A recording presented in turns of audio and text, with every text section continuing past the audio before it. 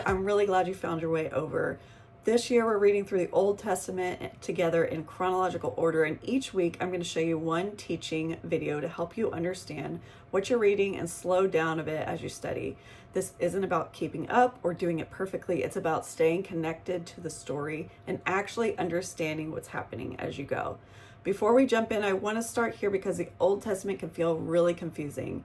Not because it's bad or boring, but because it's not laid out like a timeline. The books are grouped together by genre, like law, history, prophets, poetry, which is helpful, but it can also make everything feel a little jumbled if you don't know how it fits together. You don't need to remember everything I say today. You don't need perfect notes. This is very much a get your bearings kind of video. Some weeks you're going to read more, some weeks you'll read less, some weeks it's going to click, and some weeks it just won't, and that's all completely normal.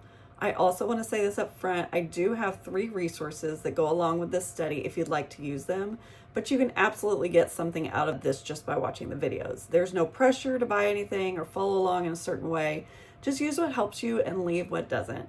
You might hear me mention something also called the simple method, and that's might be in some of my teaching or note-taking videos. And this is a framework that I ended up naming this acronym SIMPLE later on.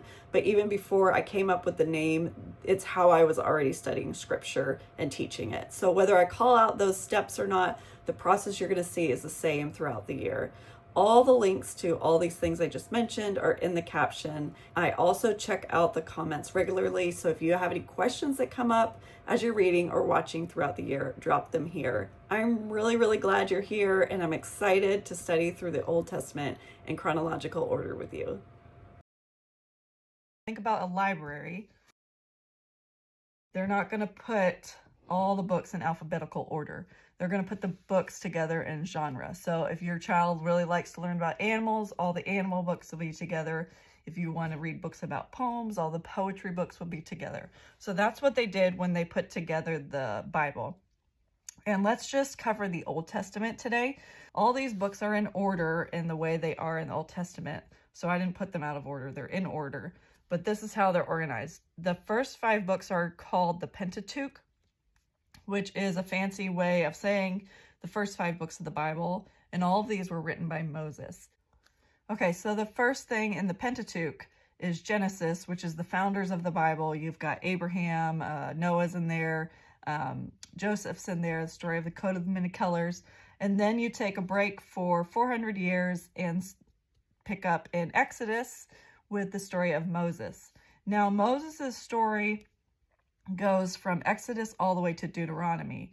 And Exodus is the overall story. Deuteronomy is the last sermon he gives before he dies. And Leviticus and Numbers are just books that are things that happened during the wandering. So Exodus through Deuteronomy are still in order, but they all are about Moses' life. Then we continue with our history books, which these are history, but these are formally known as the Pentateuch. But these other books talk about history, and these for the most part go in order, but this is when things start to get tricky.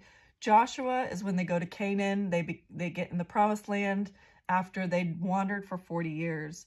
Then they have no real leaders. Their leaders are called judges, and sometimes they have more than one at a time, and they overlap, and those are people like Samson. And then during the time of Judges, there's a woman named Ruth, and you learn about her family and what goes on during that time. And then all of a sudden, Israel gets its first king, and that is Saul, and he is anointed by the prophet Samuel. And so that's all recorded in the books of 1st and 2nd Samuel, followed by the second king, King David. And then the kingdom splits. Stay with me. The kingdom splits and becomes a northern kingdom and a southern kingdom. And those are ruled by lots of kings. And those stories kind of overlap in 1st and 2nd Kings and 1st and 2nd Chronicles. And then they get overthrown by other nations and they lose their kingdom altogether. God rescues them and takes them out of exile and brings them back home. Ezra and Nehemiah are what happens during this time. They're 2 of 3 leaders that bring them back, Ezra and Nehemiah, to return back to Israel. And then Esther is one of those stories that happens while all that's going on. So the other half of the Old Testament, well, where does that fit in? Most of this right here, Job through Song of Psalms, is they're called wisdom and poetry. Job, they think maybe occurred during the Pentateuch time. It wasn't written during then, but they're saying it probably took place like in another land during this time. Psalms was written by King David, who was over here. Proverbs, Ecclesiastes, and Song of Songs were all written by King David's son Solomon, who is also in this time. Then you've got major prophets and minor prophets. And all that means is these were men of God who God gave them a word to give to the kings during this time to say, hey, you're screwing this up. Why are you depending on yourselves? You need to turn back to me. And so these people were all overlapping different time periods, all in this time period, telling these kings, hey, this is what God has told me to tell you that you need to do. The difference between major prophets and minor prophets is not as important as it sounds. Major prophets, that means their books in the Bible are longer than these books. These are very short books. These are long books. That's the only difference. Okay, so if that was too much for you, I totally understand. It took me a long time to be able to get that straight in my mind. And what I do is I help people break that down and understand it in bite-sized pieces that work for them. I do want to tell you that the very first Bible printable I ever put out that went viral, I was just simply making it for myself, and I just randomly posted it. And all of a sudden I realized there's this huge need for people to understand the basic chronological order of the Bible. And so eventually I started making timelines for every single book of the Bible. And as I went on, I started packaging them together and selling them. And it's just been such a blessing and crazy journey just to see how far I've taken this with lots of prayer and study and encouragement.